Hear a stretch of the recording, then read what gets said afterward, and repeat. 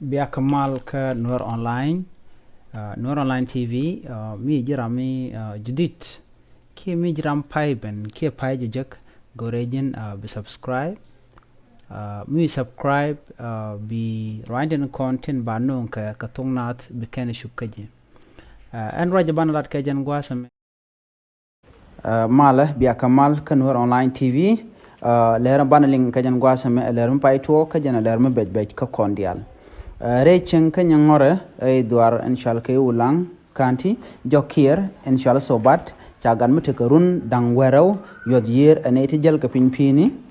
Ganyalamo, Techunga so was can Yaman Kokian, Chunatingel Kere Pini, Kegajin, Jachupur, Wikir, Kashukan and Nang Pin Pini. To Dolten Jelga Jakel, K Nas Jelga Jakel, Shukarudin Shubar,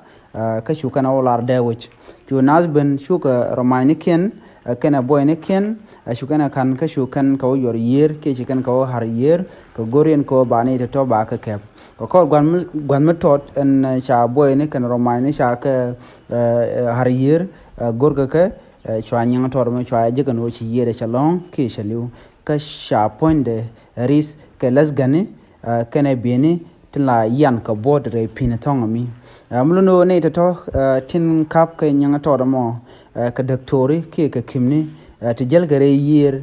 kire pini ka nakana ganyala mon ganyala danen cha mo kere kemen ci yede cha long ganyal mo tot michal chude ny moitang kenyongore na me miji to gre which ka Ulang County muluno to ne dial kontin la wi yere gore je gwa to de yer de ka war en wini ka Ulang ko to sijen gwa kala mo dongde kana gorbu ka to latinanu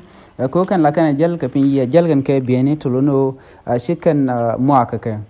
kan doctor to ngai kono ka gwase cho chate nas ti lat kati totoro re which nori la gat la ka wia kan ke ba ko kep to yer gwal dana pagna ba ji kep ko bom ka ba rem do ba je lot kan ka ba ko ken ba nang point do ka bi kan shu na ke bi kan palwe ana mo medicine tama ka doctor en kontin tere wini ka gwade dan chala do kan ne ti talna dian nagane kila na bana nagane re yere keten lot karim nat kare yere shikana kono no la kana goro biga nas bi kan ga ko bom ke ba ina ngoida din ba chitka gar tiene antama shikana goro ba ka biga na bi kan ka ke wi yer ka bi kan rem din bi kan lot man kula titin jana kan ne ti kanata te ka tinchal ka NGO ne ki organization te lere we ka South Sudan ke re winte kokien ke re we Ethiopia kana South Sudan ke no Sudan ba kana to ka kana den konan tie kana kana den kontin Lord Karim nat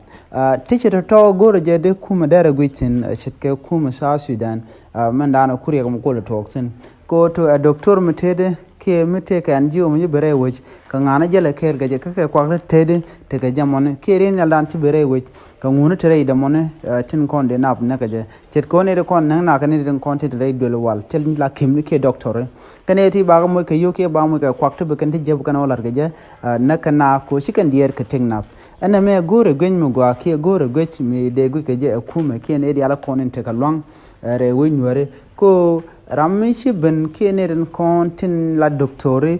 me de ka shiang mu choro lo me de kan la let chet ko dongjel kan ka bone ke ka babure re kier re sobat de je gude go awte ngujel ka kamon ko ga de ti ka natimo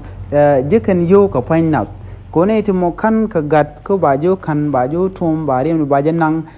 baji yan re yir gwat no mo chi ye ka je duno kan kula ye ne ti gore je de ko gor ki an ju ndan let ke tin ko organization dan let tin ki bu ka wen ndien ki bu ka do ba dien de gor de jangach wuje dan en te ke jen kuma no mo shi kan waren konen tere we ko Ulang de kan mi chirno mo de kan guje gwa anu nguchiro re la donne ka tok re wuj ka Ulang chit ka gara tore cha yere cha jabaden ne ti jel gare yir te tom kana ka kan Karim nas namo gore gwech ajen ler danan channel linga jen gwasame ler mu be gore jin buraja me bije gore be chup kan werdial ko de na de kan dier ka tek den re yir ki an ji on tin kon ti radian ka tin kon let kan ka ko kan lat ka ti chodian lot ti changa jo let kan ka mo goro de nas de ka gwitin de gujo kan ji on de ken te ka kon ko kan an ji on de ti kan e kon lat ti chodian lot che ka gwaje dan me cheling ne ka gwaje shewe chalaro IAM ka gwaje dan wati ka doctor tin ki ti choro je kan kon lat wa cha ko je me chi tuoga ne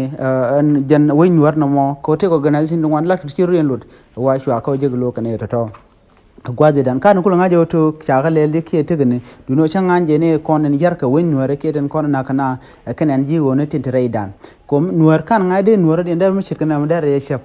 an o we ye damman ki ye nyman bodo dien re yer we je kep ko bom ko ma jem chena mo bejelat la bejelong kan ngai kon bo tele ne kon la bon re yer ba re nuare abran bo re yer ke bo bene yo te ke bien de la bon je te cha tiji te dare ye kare ye tele ja kana to ko kon were du no de ti ka kana ko la no win ko ken ko te kan ke bene te la kana bonga ka bukarim nat bukan ga kan na me gore je de je guje gwa ko do me de gu ke je en gwa de to tino an ji on fan ken gore de ka guje to ngulet kana mo re wuj me buka long nat ngum me na bu jen